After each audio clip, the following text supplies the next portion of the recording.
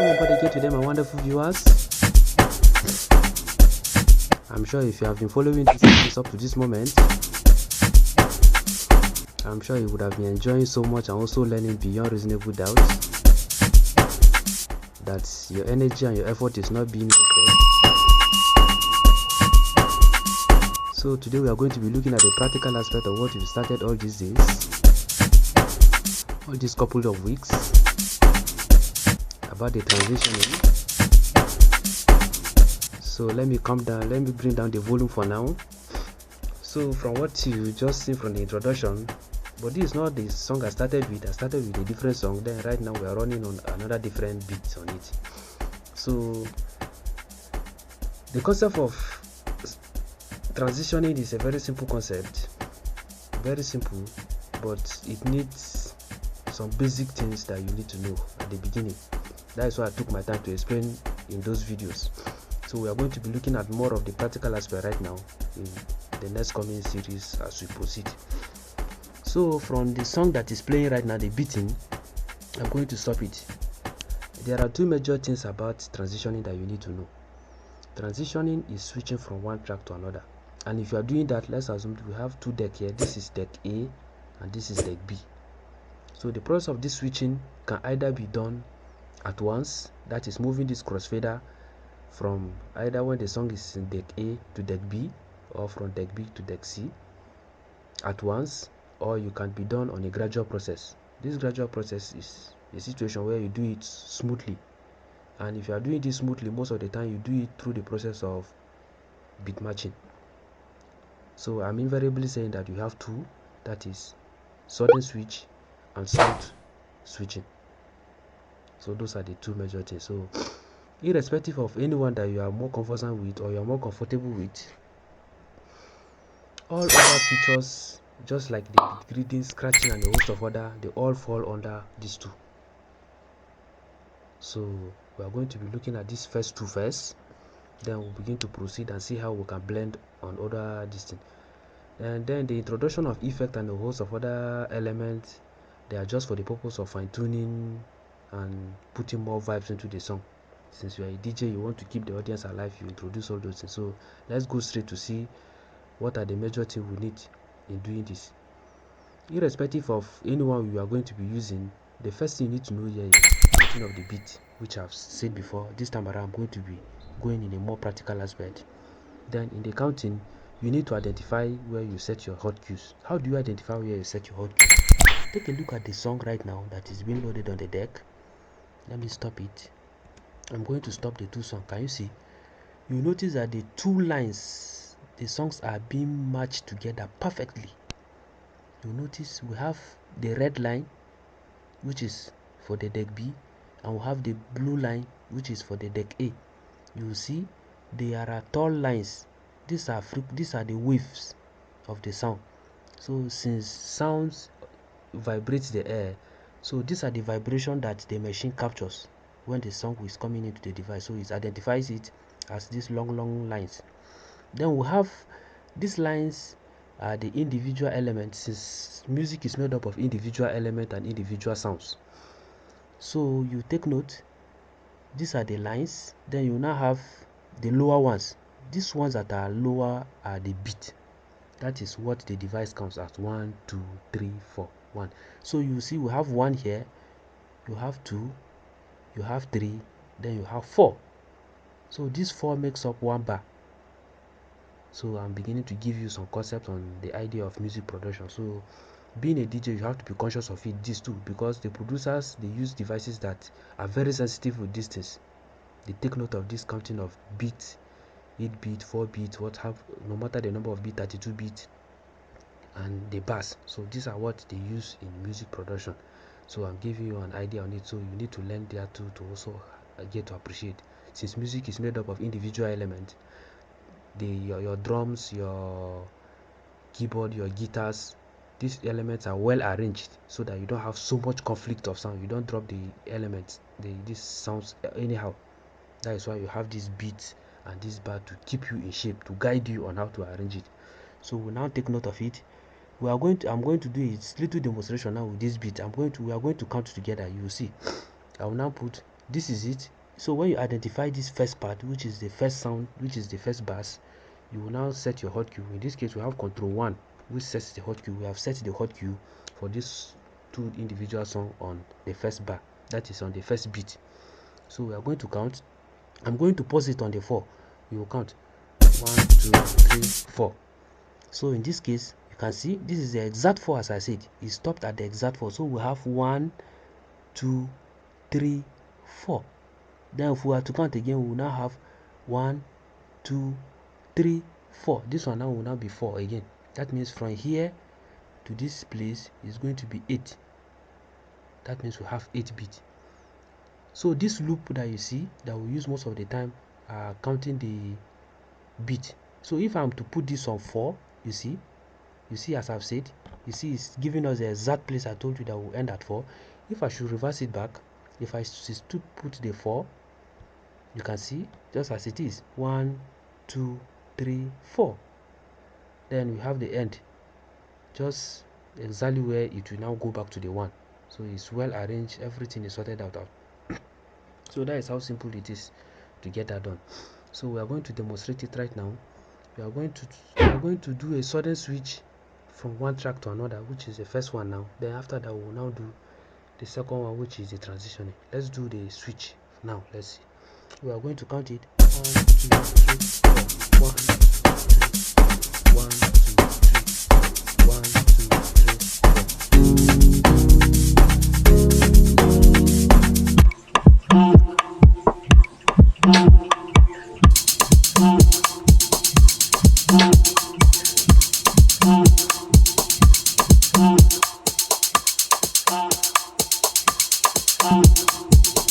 So you can see, I just switch. It was the beat that was going. I just switch without any stress. Just one click on the keyboard. That is to tell you how powerful it is. So irrespective of the controller you are using, whatsoever controller you are using, the concept of these keys on the controllers are being borrowed from this same keyboard. It's just a mimic of what you have on the controller that you will now have on the keyboard now. That is what the Virtual DJ does. So these things are very, very important, because when you are having a live mixing, these calculations are very, very important. You don't have the flexibility of time to be doing the necessary correction that you do when you want to use the Acid Pro. So in the case of the Acid Pro, which is just like a music production software, you have the environment to do the necessary correction and arrange it, play around with it in as much as you want, and all you do is just save it, no matter how long the track arrangement is, since it doesn't give you room for live performance. But in this case, you're having a live performance.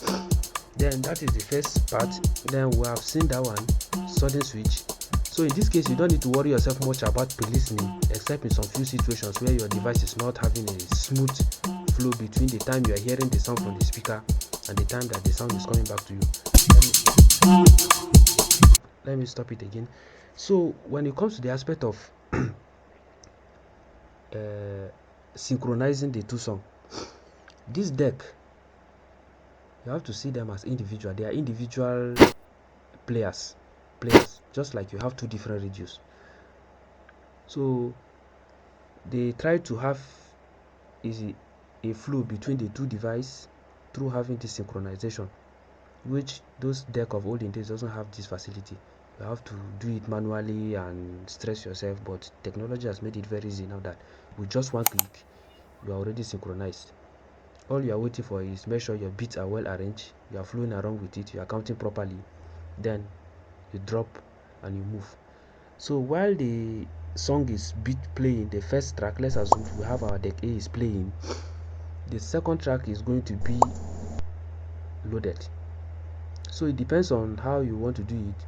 For those who have problem with smooth flow between the output that is coming from their speaker, since there are a lot of resistance that are involved between the time in which the sound is leaving your system to your speakers, either some delays and a host of others, and the time in which you are listening to it, if you are getting it, and the time in which it is being displayed on the screen for you to see. That is why the aspect of the screen now has become very important for a lot of DJ.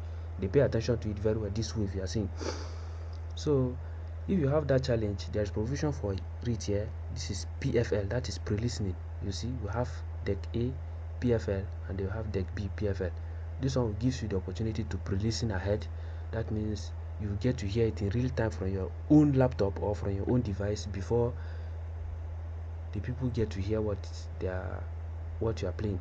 So in this case, you put the deck on the particular side, then while you are listening, you will now play the incoming deck, arrange everything before you will now finally release it to the audience.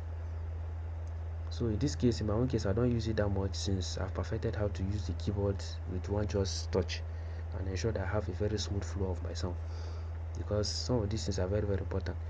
Then after making sure you have the arrangement, you will now, your cue point is already set.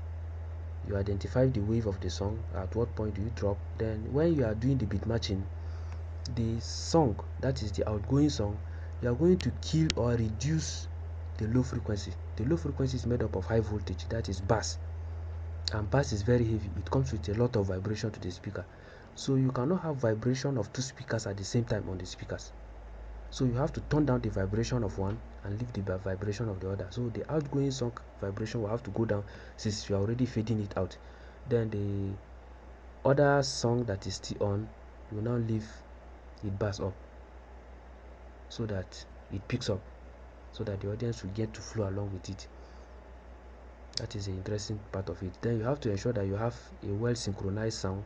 That means your volume, that is your gains at this point, these two have a very good balance. Then your pitch, that is your beat per minute. In this case, you avoid songs that are having very wide range of beat per minute. Like in this case, if you look at it here, let me show you. You see this is 3.90, that is for the pitch for this one. Then if you look at it, the adjustment, so you have 8.99. so it means between 3.90 and 8.99 you only have about 5% difference. So that means it is still good. Avoid putting songs that the pitch are too far from each other, because you will end up having some kind of confusion that will look as if you are struggling on your device to marry the two sound. Then when you have this balance, you will now flow with you will now have your so the first one, I'm going to show you the hotkey for the sudden switch. Let me go to my interface here. Let me go to my keyboard mapping. Sorry, this is my keyboard mapping. I use letter W for it. So this is it. You have the command here, as I've explained severally from the layman's point of view. Deck. When you see that first deck, it's talking about, it's referring to a particular deck, but in this case, when you attach this default, it means it's going to be selecting a particular deck. So it means the deck that we selected, which is the default deck, will play whenever we press this letter W. Then the other deck that is playing, which is the active deck, in this case you see deck active, that means the deck that is active will stop at the same time when we press this command W. That means as we press it once, the deck that is playing, that is the deck that is already active, that is the deck that is the song is going off, will stop. Then the incoming deck, which is the deck that is for default, which is the new deck that we selected, will now start playing. So that is what this command does. Then for the case of the smooth transitioning, we'll be using our letter H. So in this case, this is a command. The letter H is very simple. There is nothing really difficult. It's just to start the song at a particular hot cue. So that is what it is all about. That is hot cue 1 start, or no matter whatsoever point you want to play around with the song. So all those things are very simple and straightforward. So we are going to run it now again. We have done that first one. We are going into the second one now. Let me go back to the deck that was playing. Let's assume this is our deck that is playing. That is the deck A. You started the song, is playing now. So I'm going to release it to continue playing. Then I will now bring the new song on it. So it's playing.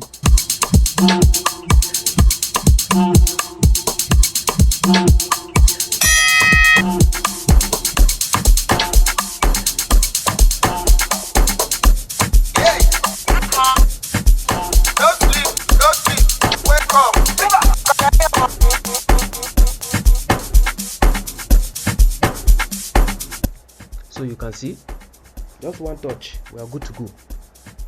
So all these other elements, letter T, letter R, and the host of other this tab that I used to equal, these ones are just ways of putting vibes into the song. So they are simple. The mapping is already there for you. My complete mapping is there. So when you check my settings, I have 2 mappings I'm using. This is the first mapping that I was using in my first video, so I talked about Scratch. This one is for it. Then the other mapping, which is the second one, which is the hot QO. You can see it is all there. So all the mappings are there. So you can check the link and download any one of your choice. So thank you for being there. I'm sure you've really learned something today. You've seen how interesting some of these things can be. Simple and straightforward, very easy. If you have any question in respect to what I've just said or what I explained, or there's any confusion, please let me know in the description box. I'll be willing to answer you at any time. And if you feel maybe you are in a different country where you feel maybe the language you'll be using I will not be understanding, irrespective of the country of the world you are watching this video from, please let me know. Just drop the comment in any language of your choice. I'll be really readily available. I will respond to you even in that same language that you understand. You know, technology has made it very great for us to interact without any gap. So thank you for being there. Continue to keep a date. I'm sure you're enjoying the Amapiano sound. Continue to enjoy yourself as I continue to give you. Don't forget to keep a date. Don't forget to watch out for my next video. Let's continue to give them the vibes. Let's continue to give them the jams. Wow.